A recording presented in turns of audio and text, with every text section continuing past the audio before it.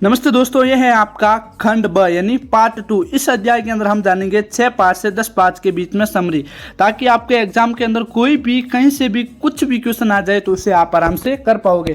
अगर आपने पार्ट 1 नहीं देखा है तो इस वीडियो को देखने के बाद पार्ट 1 देख लेना। आपको कहीं ना कहीं डिस्क्रिप्शन में लिंक मिल जाएगी या यहाँ पे कोई ना कोई वीडियो मिल जाएगा। अब आप सोच रहे होंगे सर आप पेपर लीक वाला वीडियो तो बता ही रहे हो, फिर इस समरी की क्या जरूरत। तो दोस्तों पेपर लीक वाला वीडियो तो बता रहा हूँ, लेकिन उसके आंसर आप बोले सर आंसर भी तो बता रहे हो, क्वेश्चन आंसर दोनों बता रहा हूँ, लेकिन फिर भी खिचड़ी बता रहा हूँ। मैं आपको खिचड़ी बनाने की विधि समझा रहा हूँ, लेकिन बनाकर थोड़ी बता रहा हूँ। तो ये समरी बता रहा हूँ, उससे आपको आंसर याद रह पाएंगे, नहीं तो क्वेश्चन आंसर दोनों बता दूंगा, आपको याद कुछ नहीं रहेगा। आपको बता देता हूँ 6 पार्ट से लेकर 10 पार्ट बीच की समरी, ताकि कोई भी क्वेश्चन आए उसे आप आराम से सॉल्व कर पाओ। शुरू करने से पहले बता देता हूँ, इस चैनल की जो पीडीएफ है, ये पीडीएफ है वो मेरे टेलीग्राम चैनल पर मिल जाएगी। डिस्क्रिप्शन के अंदर आपको लिंक है जो मिल जाएगी। इसके पासवर्ड कैसे मिलेंगे, इस वीडियो को अंत तक देखो, आपको पासवर्ड भी मिल जाएंगे। अध्याय 6 है आपका संवैधानिक संशोधन की प्रक्रिया। कौन सा है? संवैधानिक संशोधन की प्रक्रिया। भारतीय संविधान का संशोधन भारत के संविधान में परिवर्तन करने की एक प्रक्रिया है। संवैधानिक संशोधन क्या है? भारत के संविधान में परिवर्तन करने की एक प्रक्रिया है। अब जानते हैं इस तरह के परिवर्तन भारत की संसद के द्वारा किए जाते हैं। भारत की संसद क्या है? मुख्य राष्ट्रपति, लोकसभा और राज्यसभा मिलकर क्या बनता है? सदन बनता है। तरह के परिवर्तन भारत की संसद के द्वारा किए जाते हैं। क्या इस तरह के परिवर्तन है जो भारत की संसद के द्वारा किए जाते हैं?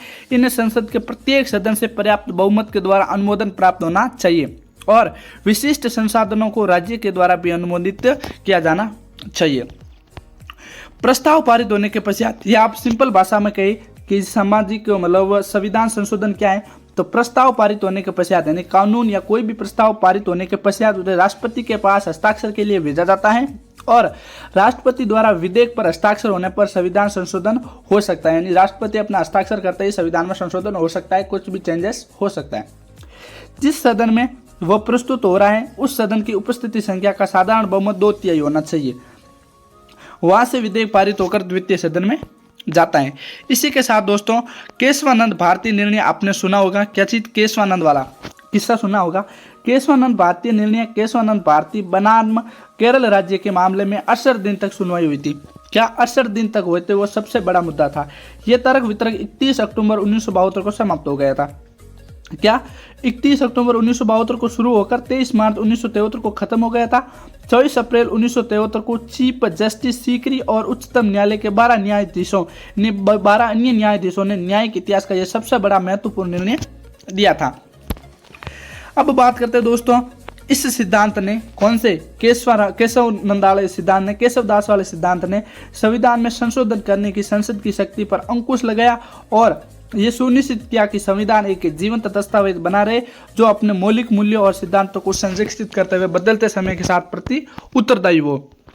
इसी के साथ दोस्तों आपका ये अध्याय समाप्त हो जाता है। अब बात करते हैं अध्याय 7 के बारे में। क्या अध्याय 7 है आपके बारे में? भारत में आर्थिक संसाधनों का बंटवारा, यानी भारत के अंदर जो आर्थिक संसाधन थे उसका बंटवारा कैसे हुआ। वित्तीय संसाधनों को परिभाषित करना है सबसे पहले तो। अब वित्तीय संसाधनों को परिभाषित करते हैं। मूल रूप से वित्तीय संसाधन किसी व्यक्ति, संगठन या सरकार के पास वित्तीय जरूरतों को पूरा करने के लिए उपलब्ध मूर्त और अमूर्त संपत्तियां हैं। यानी व्यक्ति हो गया या कोई संगठन हो गया या सरकार अपने वित्तीय जरूरतों को पूरा करने के लिए जो उनके पास उपलब्ध मूर्त और अमूर्त की जो संपत्तियां होती हैं, गैर या अन्य गैर कानूनी जो संपत्तियां होती हैं, उनको हम क्या कहते हैं? वित्तीय संसाधन। इन संसाधनों में नकदी, यानी इन संसाधनों के अंदर नकदी आ जाती है, मतलब रोकड़ कैश। संसाधनों में नकदी, बचत, निवेश, ऋण की लाइनें और कई अन्य साधन शामिल होते हैं जिन्हें जरूरत पड़ने पर फंड के रूप में बदला जा सकता है। इसके बारे में थोड़ा और डिटेल से जानते हैं कि आर्थिक संसाधन आखिर होते क्या है। आर्थिक संसाधन वे इनपुट है, इनपुट यानी देना, लेना नहीं देना, जिनका उपयोग हम वस्तुओं और सेवाओं के उत्पादन के लिए करते हैं। वस्तुएं और सेवाओं के उत्पादन यानी उत्पाद करने के लिए करते हैं। आर्थिक संसाधनों को 4 श्रेणियों में विभाजित किया जा सकता है। आर्थिक संसाधनों को 4 श्रेणियों में, 4 प्रकारों में विभाजित किया जा सकता है। पहला कौन सा? श्रम यानी मजदूरी, भूमि अपने खेत, प्राकृतिक यानी जो प्रकृति के द्वारा ऑलरेडी जो संसाधन है जैसे खान खदान हो गई, पेड़ पौधे हो गए, पूंजी और उद्यमशीलता यानी व्यापार आदि।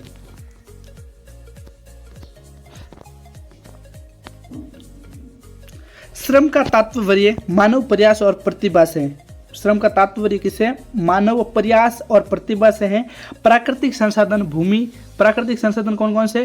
जैसे भूमि यानी खेत हो गया, तेल हो गया और पानी जैसे संसाधन है जिस पर कर लगा के राज्य अपना वित्तीय रूप से सर्वसंपन्न होता है। अब बात करते हैं सरकारों के बीच यानी केंद्र और राज्य के बीच में क्या क्या अंतर होता है वित्तीय संपत्ति से लेकर। सरकारों के बीच वितरित प्राथमिक वित्तीय संसाधन कर हैं। क्या है? सरकारों के बीच वितरित प्राथमिक वित्तीय संसाधन कर हैं। कुछ नाम लेने के लिए संघीय कर, जैसे कि जो केंद्र के द्वारा कर लगाए जाते हैं, तो संघ के द्वारा कर लगाए जाते हैं वो किस किस पे लगाए जाते हैं? तंबाकू हो गया, फाइबर हो गया, कपड़े पर उत्पाद शुल्क जैसे कर संघ सरकार को आवंटित किए जाते हैं। यानी तंबाकू, फाइबर, कपड़े का उत्पादन जो जीएसटी वगैरह टैक्स वगैरह होता है वो सीधा सरकार को जाता है, केंद्र को जाता है। दूसरी ओर भूमि आय, जो भूमि से आय होती है, उत्तराधिकारी और कृषि भूमि पर आय कर जैसे कर होते हैं जो राज्य सरकार द्वारा लिए जाते हैं। इसके अलावा वितरण न्याय संगत वितरण के माध्यम से किया जाता है। जो वितरण होता है वो न्याय तरीके से ही किया जाता है, न्याय संगत तरीके से राष्ट्र और केंद्र में विभाजित कर दिया जाता है। अब बात करते हैं राज्य सरकार केंद्र सरकार पर निर्भर है। क्या राज्य सरकार है वो केंद्र सरकार पर निर्भर है, क्योंकि वे ही करों के रूप में संबंधित राज्य सरकार को लागत आवंटित करते हैं। केंद्र ही राज्य को फंड देता है। इसका मतलब यह है कि राज्य सरकार द्वारा उत्पन्न राजस्व केंद्र सरकार द्वारा लगाए जा रहे करों से केंद्र सरकार के माध्यम से अर्जित किया जा सकता है। यानी राज्य सरकार का जो कर है वो केंद्र सरकार जो कर लगाती है उससे अर्जित किया जा सकता है, जिसमें कस्टम आधारित कर, संसाधन उपभोग पर कर और आयकर शामिल है। आयकर शामिल है। अब बात करते हैं आपके 8वें अध्याय की तरफ। 8वां अध्याय है भारत में राजनीतिक दल। राजनीतिक दल लोगों का एक ऐसा संगठित गुट होता है जिसके सदस्य किसी साझी विचारधारा में विश्वास रखते हैं, समान राजनीतिक दृष्टिकोण रखते हैं। ये दल चुनाव में उम्मीदवार उतारते हैं और उन्हें निर्वाचित करवाकर दल के कार्यक्रम लागू करवाने का प्रयास करते हैं। सिंपल लैंग्वेज के अंदर अगर समझे तो राजनीतिक दल संपूर्ण तंत्र हैं जो उम्मीदवारों के एक समूह का चुनाव का समर्थन करता है, जिसमें मतदाता और स्वयंसेवक शामिल हैं जो किसी विशेष राजनीतिक दल की पहचान करते हैं। आधिकारिक पार्टी संगठन जो उस पार्टी के उम्मीदवारों के चुनाव का समर्थन करते हैं, और सरकार में विधायक जो पार्टी से संबंध रखते हैं, यानी जो जिस पार्टी से संबंध रखेगा उसकी विचारधाराओं का अनुपालन करेगा, और जो पार्टी के नेता होती है उनकी विचारधारा होती है वो सेम होती है। अब बात करते हैं भारत के चुनाव आयोग के दौरान। यानी भारत के चुनाव आयोग के दौरान 23 मार्च 2024 के नवीनतम प्रकाशनों और उसके बाद की अधिसूचियों के अनुसार 6 राष्ट्रीय दल हैं, 57 राज्य दल हैं और 2764 है जो गैर मान्यता वाले प्राप्त दल हैं। अब जानते हैं मेन मुख्य जो राष्ट्रीय दल कौन कौन से राजनीतिक दल। वो पहला दल है वो है बीजेपी, भारतीय जनता पार्टी, जो वर्तमान केंद्र में कार्य कर रही है। दूसरी है बीएसपी यानी बहुजन समाज पार्टी। तीसरी है सीपीआई यानी कम्युनिस्ट पार्टी ऑफ इंडिया, और जो चौथी है वो है सीपीएम यानी कम्युनिस्ट पार्टी ऑफ इंडिया। पांचवी है वो है आईएनसी। कौन सी दोस्तों? आईएनसी, इसका है इंडियन नेशनल कांग्रेस। 6वां है एनसीपी, नेशनल कांग्रेस पार्टी। अब दोस्तों ये हैं टोटल 6 प्रकार की जो नेशनल पार्टियां हैं। अब बात करते हैं 9वें अध्याय के बारे में। 9वां अध्याय है आपके भारत में क्षेत्रीय राजनीति दल। पहले हमने पढ़ा राजनीति दल, अब पढ़ते हैं क्षेत्रीय राजनीति दल। इन क्षेत्रीय दल जिनका प्रभाव किसी क्षेत्र राज्य विशेष पर हो, यानी एक सीमित क्षेत्र पर हो, उसे क्या कहते हैं? क्षेत्रीय दल कहते हैं। कौन कौन से? जैसे कि दमोदर हो गया, तेदेपा हो गया, बीजक आदि। इसके बारे में थोड़ा और वर्णन से और डिटेल से जानते हैं।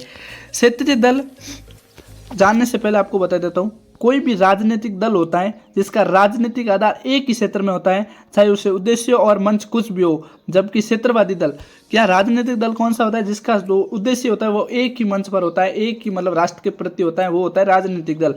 लेकिन क्षेत्रवादी दल होते हैं वो क्या होते हैं? क्षेत्रीय दलों का एक उप समूह होता है जो विशेष रूप से अपने क्षेत्र में अधिक स्वायत्ता या स्वतंत्रता के लिए अभियान चलाते हैं। अभी राजस्थान के अंदर हाल ही में घटना हुई, इसका एक सबसे बड़ा उदाहरण बता देता हूँ। जैसे कि कांग्रेस और आरएलपी दोनों ने मिलकर मतलब गठबंधन बना के नागौर के अंदर शासन की वो सीटें वो जीत ली। मतलब ये जो उप क्षेत्रवादी होते हैं वो छोटे छोटे मिलकर अपनी जो होती है, मतलब छोटे छोटे मिलकर अपना एक समूह बना लेते हैं और ये मतलब विपक्ष के साथ जुड़ जाते हैं। इस प्रकार के जो बिहार में और पश्चिम बंगाल में बहुत सारे छोटे छोटे क्षेत्रीय दल हैं।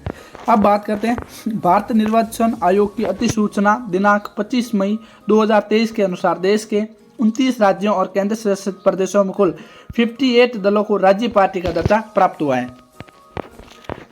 अब बात करते हैं दोस्तों आपके अध्याय 10 की तरफ, जो लास्ट है इस पार्ट का अध्याय। उसके बाद पार्ट 3 वाला है, 3 आने वाला है। अगर आपने 20 कमेंट कंप्लीट कर लिए तो मैं आपको तीसरा पार्ट है वो जल्दी अपलोड कर दूंगा। उसके अंदर से हम 11वें अध्याय से लेकर 15वें अध्याय के बीच में इसी प्रकार सारांश जानने वाले हैं। अब बात करते हैं लोकतंत्र राजनीति का आधार स्तंभ है, यानी भारत में चुनाव लोकतंत्र या राजनीति का आधार स्तंभ है। आज़ादी के बाद भारत में चुनाव ने एक लंबा रास्ता तय किया है। चुनाव या निर्वाचन लोकतंत्र का एक महत्वपूर्ण प्रक्रिया है जिसके द्वारा जनता यानी लोग अपने प्रतिनिधियों को चुनते हैं। जैसे हम एमएलए को चुनते हैं और सांसद को चुनते हैं। एमएलए मिलकर सीएम को चुनते हैं यानी मुख्यमंत्री को चुनते हैं और सांसद मिलकर प्रधानमंत्री को चुनते हैं। चुनाव के द्वारा ही आधुनिक लोकतंत्रों के लोक विधायिका यानी न्यायपालिका और कार्यपालिका विधायिका के विभिन्न पदों पर आसीन होने के लिए व्यक्तियों को चुनाव चुनते हैं। हम व्यक्तियों को उनके अध्यक्ष पद पर बैठाने के लिए लोकतंत्र यानी लोग हम मतदान करते हैं। चुनाव के द्वारा ही क्षेत्रीय एवं स्थानीय यानी चुनाव के द्वारा ही क्षेत्रीय एवं स्थानीय निकायों के लिए भी व्यक्तियों का चुनाव होता है। वस्तुतः चुनाव का प्रयोग व्यापक स्तर पर होने लगा है और ये निजी संस्थानों, क्लबों, विश्वविद्यालयों, धार्मिक स्थानों आदि में भी प्रयुक्त हो जा रहा है। यानी लोकतांत्रिक चुनाव अब विश्वविद्यालयों में भी होने लगे हैं, जो लोग चुनाव करते हैं, धार्मिक संस्थानों में भी करते हैं। आपको पता हो तो हम स्कूल में जो मॉनिटर होता था उसके लिए भी हम चुनाव करते थे। अब बात करते हैं दोस्तों अगला हमारा जिसके बारे में जानेंगे भारतीय चुनाव में प्रमुख विशेषताएं। अब हम जानेंगे भारतीय चुनाव में प्रमुख विशेषताएं कौन कौन सी हैं। पहली है विस्तृत एवं विशालतम चुनाव। दूसरा है अशिक्षित निर्धन किंतु जागृत मतदाता, यानी अशिक्षित लोग हैं लेकिन फिर भी उन्होंने उनका मतदान देने की जो जागृत है, अंदर से उत्सुकता है, वो बहुकोणीय है। तीसरा है बहुकोणीय मुकाबला। चौथा है बहुकोणीय मतलब अलग अलग दल, अनेक दल सामने उभर कर आते हैं चुनाव के टाइम में। ये भी एक इनकी प्रमुख विशेषता है। बराए राष्ट्रीय एवं अंतर्राष्ट्रीय विषय पर मतदान का आधार नहीं। पांचवा है अशुद्ध चुनाव अभियान। और जो 6वां विशेषता है वो निर्दलीय उम्मीदवारों की बढ़ती संख्या। 7वां है अवसरवादी तथा सिद्धांत रहित गठबंधन की राजधानी। 8वां विशेषता है निर्वाचनों में काले धन और विदेशी धन का दुरुपयोग। और 9वां है चुनाव में बढ़ती अहिंसा। और 10वां है निर्वाचन आयोग के सम्मुख चुनौतियां। इस प्रकार दोस्तों आपका होता है वो खंड 2 भी कंप्लीट होता है। अब खंड 3 के अंदर हम जानने वाले हैं आपके 11 से लेके 15 तक सारांश। ये आपका लास्ट पार्ट होने वाला है 11 से 15 के बीच। तो इसके लिए जल्दी से 25 कमेंट कंप्लीट कर लो। और एक आपके लिए बोनस पॉइंट बता रहा हूँ, इस पीडीएफ के जो पासवर्ड है वो मैं कमेंट में पिन कर दूंगा। और अगर आपको पेपर लीक वाला वीडियो देखना है तो 10 बजे से लाइव स्टार्ट होगा, उसको जरूर से अटेंड कर लेना क्योंकि वो एक अनलीगल वीडियो है, कभी भी डिलीट किया जा सकता है। मिलते हैं इसके खंड 3 के साथ, तब तक के लिए आपका बहुत बहुत धन्यवाद।